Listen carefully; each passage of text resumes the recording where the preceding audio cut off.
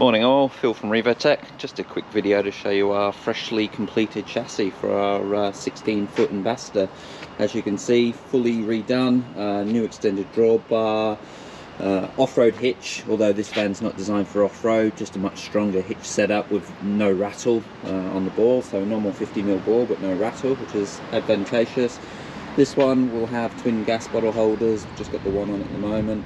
Spare wheels sitting up nice and easy to access. You'll see it's got a full new industrial coating on it. It's all been bare metal. We've also strengthened the chassis by running a new rail all the way to the back.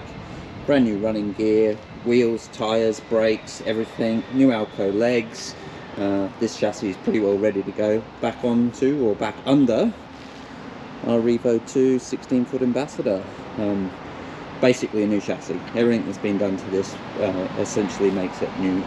So yep, we'll try and get that all back together today, and then everything, or at least the body back on today, and then we'll move on to the next stage.